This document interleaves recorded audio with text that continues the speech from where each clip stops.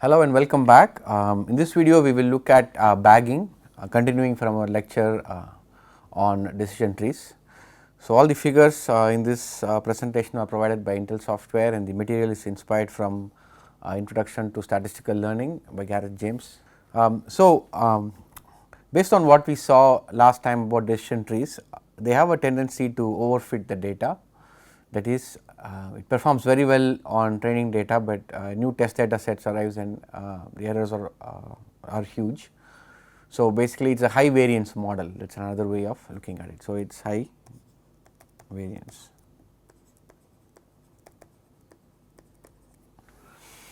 So, one solution to prevent overfitting in decision trees was to prune the trees, but it helps reduce variance to a certain point, but beyond that it does not help really, and the effects are not very significant. Okay. So, bagging is a procedure that is developed to improve the or to reduce the high variance of decision trees. So, we will look at how it does. So, the idea behind bagging is to train a lot of decision trees on a given data set. Okay. So, we train a multitude of decision trees and combine their predictions to reduce the variance, right. So, if you have this is based on this very simple concept that let us say you have data points z1 to zn, and your variance on individual data points is sigma squared. So, if there are n data points and if you look at the mean, and the variance of that mean is sigma squared over 1 over n, right. So, as you increase the number of data points, your variance on the mean comes down. That is the concept that is exploited with bagging. So, you train a lot of trees on a given data set and you take the average of these predictions if you are training regression trees, or you combine the predictions for classification some way or the other. So, where do we get the data set for training these multiple trees, right, because we have only one data set. So, ideally what we would like to do is to have multiple measurements, and with each measurement, when I say measurement, you collect data 100 times, and with every data you collect, you train a decision tree. However, that is typically not possible because you are generally given a data set or only a set of data is available, and you have to grow your tree based on that. So, the way to train multiple trees is to grow decision trees from bootstrapped samples. Okay, so, what do we mean by bootstrapping samples? That is what we are going to look at. So, there is this data set, this is about movies and their budget, the turnover, total gross take, who is the director of the movie, the rating, and so on and so forth. This is a movie data set. So, we are trying to make some decision about this based on this data. So, we will not go into that detail just to understand the data set.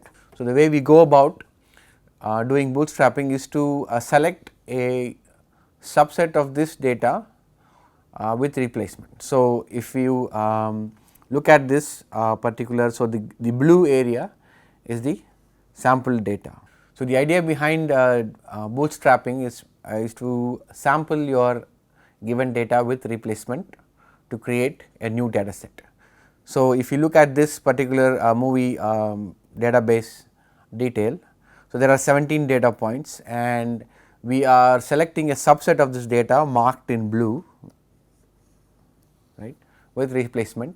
So, we do it, let us say capital B number of times. So, B bootstrap samples are generated,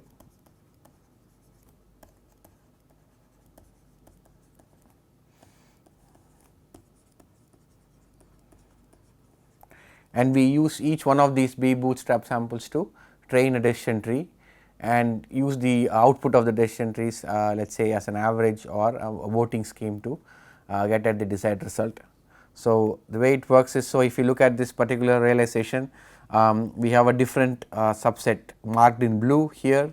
We have another realization of the data, that is a sample of the data which is sampling a different portion of the data here, as well as in this case another sample of the data. So, you can sample different subsets of the data with replacement, and with each subset you can train a decision tree and use the output and average the output for classification, for regression, and some voting scheme for the decision making. So, if you do that, what happens, what is the nature of the data sets that we get when we do this kind of sampling. So, on average, let us say if you have this is in this plot, you see this axis basically the number of bootstrap samples.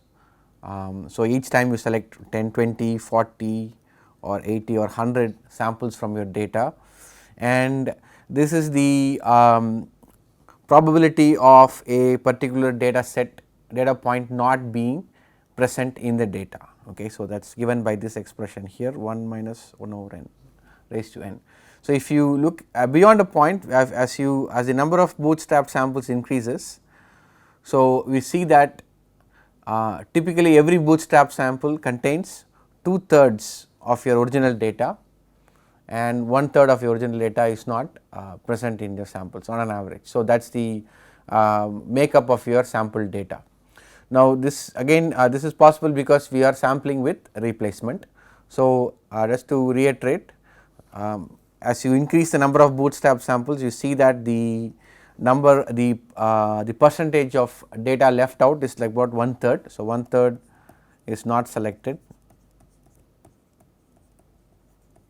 Typically your bootstrap samples are made up of 2/3 of original data. Okay. So, this refers to the individual data points, right. So, we will exploit this fact to do error estimation later on, but we will just see how we can go about doing this using these bootstrap samples for training decision trees and obtaining an output. So, we have, let us say in this illustration, we have about multiple trees, okay, and each of those trees are trained on one of the bootstrap samples, bootstrapped data sets, and there is an output corresponding to each of those trees. Let us say this is a classification task. So, each one of these trees outputs, let us say it is a binary classification. So, we are looking at either red or blue, right. So, each one of these trees outputs for a particular data point, it outputs the decision. So, 2 of the trees said red and 1 tree said blue. Okay. So, then you can, so for a classification task you can just do maximum or the voting scheme. So, since red gets the maximum number of votes, you would classify that particular data point as red. Okay. So, similarly we can do this for all the data points. So, for every data point, so each one of these columns is a data point. So, every data point, each of these trees will output a certain category, red or blue, and we assign a category which gets the maximum number of votes. So, as you go along the rows, as you go along the columns, each column you will select the category which got the maximum number of votes. Okay. So, this is for a classification task. So, in the end you will get a single classifier. Okay. There is also for instance regression, wherein you will just get take the mean or the average. Okay. So, there are many ways of going about this. If you think about it, let us say think of a classification task, then based on the output of the individual decision trees, you can formulate the output probabilities, which is nothing but, so let us say there are 3 classes, then you can have the probability of class 1, class 2 and class 3, and each as the fraction of the trees which gave this as output, class 1 as output, right, the fraction of trees that gave class 1 as output. So, people, there is a, I mean you can do it this way, but the better way would be to actually get the raw probabilities from the output of the tree itself, right. So, for instance, each tree will output a certain class with the probability that you can calculate, okay, based on the leaf which is to which it is assigned, and you can actually take the average probability over the leaves of every one of those trees and use that as to classify into a particular class. Okay. But this is even though this is appealing to do, the better approach would be to directly estimate the probability from the output of each of the individual trees and then average those probabilities instead. In this case, we are considering the fraction of trees that give a particular class as output. Okay. So, in the end, so what are we doing? We are bootstrapping our data set, and with each bootstrap sample we are building decision trees and aggregating the output of those decision trees. So, it is bootstrap. So, bagging is nothing but bootstrap aggregating. Okay.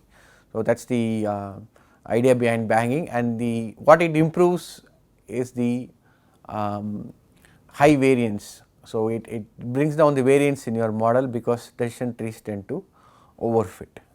So, having a multitude of decision trees trained on the similar data will give you a better average output. So, one of the ways of calculating the error or validating your machine learning algorithm, as we have seen earlier, is the cross validation that we k-fold cross validation or n-fold cross validation. It is kind of difficult to do, as you can imagine, with the bagging approach. So, what would be the typical approach taken in for when you are using bagging, right? So, we saw that about 1/3 of the data samples are left out on an average when in every bootstrapped version of your data set. So, once you have created a tree based on the subset of the data, you can measure the error on the unused samples. So, okay. So, let us say you have about 100 trees, right. Okay. So, let us say 30 trees do not use data point, some data point, I will call it x 40 or something. So, let us say you have 120 data points. So, x 40 is one data point, x subscript 40 is one data point, and 30 of those trees do not use that. So, then you will evaluate the error on x 40 on those 30 trees individually and average them. Okay. So, that will give you, so you can, for every subset of trees that do not use a particular data point, you can use those trees to evaluate the result for that data point and use that average as a measure of the error in your algorithm, right. So, this can be root mean square error if you are doing a regression task, or the classification error in case of a k-fold or a 2-fold classification. Okay. This procedure is called the out of bag error estimation, correct. So, that is one of the advantages of using bagging. So, you do not have to specifically do k-fold cross validation, you just have to identify data points that are not used in subset of the decision trees that were used for the bagging procedure, and you evaluate the error using only those trees on that particular data point. So, you can like that you can identify almost 1/3 of your data set on an average as not being used in one tree or the other. So, then you can use you can accumulate the error over all those data points and calculate an average. Okay. That gives you either for classification or for regression. Similarly, you can do same procedure for feature importance, right. So, feature importance can be either measured using the classification error, or typically the Gini index will give you the measure of feature importance. What do I mean by that is, we saw that we are looking, when we are trying to do the split at every node in a tree, we are choosing features based on the largest change in the Gini index or the entropy or the classification error. So, if we can identify, so it is the same procedure as before, but on the unused data set, but we will use, instead of accumulating the error, we will accumulate Gini index change and average that over all the trees. Okay. So, that way it will give you a good idea of which feature is the most important. So, recall that it is much easier to do this if you have a single decision tree, because at every node, whenever there is a split, you know the change in the Gini index or the entropy that you have, or whatever criteria that we have used to make the split, and you can use that as a measure of feature importance. Okay. But when you are doing bagging, that is when you are averaging over a multitude of trees, maybe several hundred of them, then it is very difficult to do that in a straightforward way. So, because the data set will keep changing between trees typically. So, then we just have to do a similar procedure that we did for calculating the output of the tree. So, instead of averaging over the root mean square error or the classification error, you look at the Gini index and you average over that for every feature using data points that were not in the training data or in the data that was not used to make that tree. Okay. So, you can do that for. Now, recall that when we were talking about this decision trees, we also looked at something called feature importance. So, we figured out that the feature that was the most pertinent to the task at hand was the one that gave the biggest information gain as measured with the Gini index, for instance. Okay. So, this was our way of figuring out the most significant features in our data, right. So, when it comes to bagging, it is not one decision tree that we are looking at, we are looking at about hundreds of trees, and then it is very difficult to make this decision. How do we figure out which is the most important feature, right. So, here again we do exactly something similar to what we did earlier for calculating the out of bag error. So, we will look at the average information gain, right. So, we look at the average information gain over all the trees for that particular feature, and that gives you an idea of if that feature is very important or not. Okay. So, during the process of training, like we saw, we take bootstrap samples and train every tree with it for every tree, and whenever we make a split on the data based on the information gain, we keep track of the information gain for that particular feature across all the trees whenever that feature is used, and we take an average of that, and that gives you the feature importance when you are using bagging as for classifying, right, or even for regression, right. So, typically bagging performance increases with the number of trees. Okay. So, if you have about 100 or more, it's stated in many textbooks and on resources that about 100 trees should do it. Okay. You should be able to get a good average, in the sense you can reduce the variance significantly if you use about 100 trees to fit your data. Okay. And of course, you can always measure the error using out of bag error, and you can also look at feature importance just by even averaging across the trees. So, the advantages of bagging, they are same as decision trees, they are easy to interpret and implement. Okay. You do not have to do any pre-processing, especially for bagging, right. Whatever pre-processing you do to the data, centering it at 0 unit variance, those things that you do for the data, it remains the same. So, all the data, there is no extra data pre-processing or anything of that sort.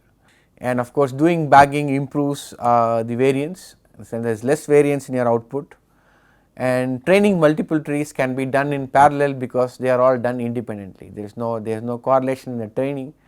So, that way, the training of one tree does not depend on the training of the other. So, you can train multiple trees simultaneously. Of course, you do have to implement them in a certain programming construct. So, that there is no this can be done very quickly, right.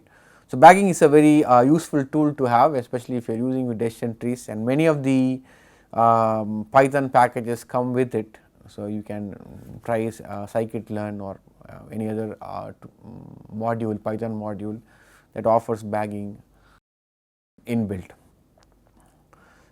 So, we have looked at decision trees, and we also now looked at bagging, which is basically just exploits the fact that if you average over a large number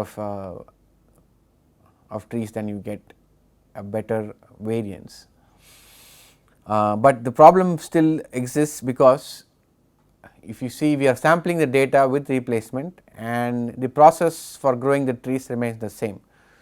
So, if you consider a situation wherein a certain feature, let us say in this case a director, okay, of the movie, in this case in this data set, has a significant impact on whatever classification that you are trying to do with it, and that is the most important feature. So, even though you are selecting bootstrap samples of data, the first split is going to be on the director, right. So, that way all the trees that you train are correlated, and if you average over a bunch of correlated variables, then you are then you do not get such a huge reduction in variance. Okay, so that is not great. So, if your data set is like that, wherein a certain feature has a huge impact on the classification output, then it does not really help.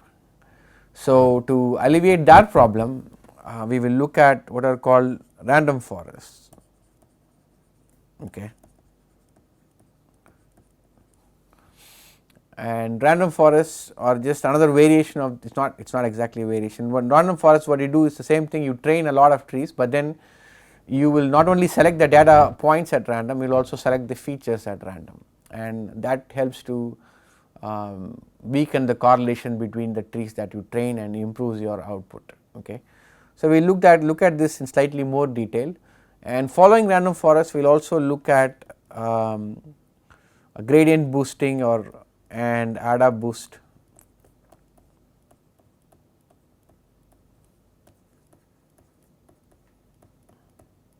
And these techniques are also generally very powerful for improving the accuracy of whatever classifier that you might be using. We will look at these in the next few videos. Thank you.